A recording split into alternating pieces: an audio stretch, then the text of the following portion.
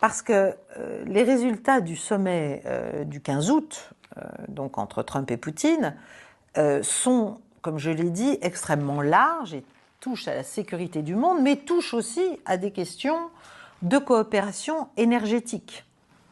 Et c'est là qu'on voit que l'Europe est dans une posture suicidaire complètement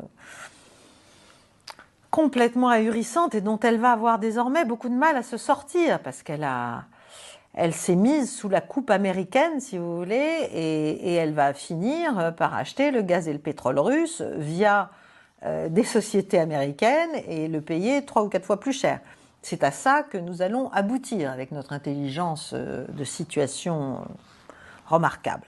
Donc, ce qu'il faut savoir, c'est que je crois même en amont du sommet, donc c'était peut-être une sorte de geste de Poutine, on dit que ça a été signé juste en amont de la rencontre avec Trump, ou peut-être tout de suite après. En tout cas, Vladimir Poutine a signé un décret, j'en ai aussi parlé sur Europe 1 très très brièvement, un décret permettant la reprise de l'exploitation conjointe russo-américaine du projet de Sakhaline 1, dans l'île de Sakhaline, enfin au large de l'île de Sakhaline, donc avec Neft et Gaz, qui est la succursale, si vous voulez, d'Exxon, pour ces parties du monde.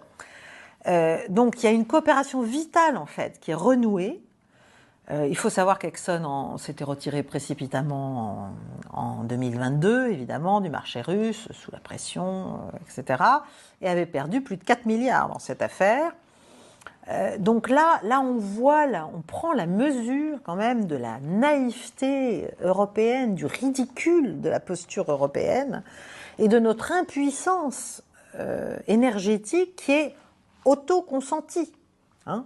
Donc c'est ça, on va tout payer 3-4 fois plus, ce sera marqué américain, mais en fait ce sera quand même du gaz ou du pétrole russe, quoi. Bon. Je ne sais pas si... Voilà. Et quant à Total, à ma connaissance, ils sont plutôt sortis des projets, enfin ils sont plus du tout, ils sont peut-être pas persona non grata, mais en tout cas, voilà, la France est hors jeu pour l'instant, dans tous ces domaines. Bon.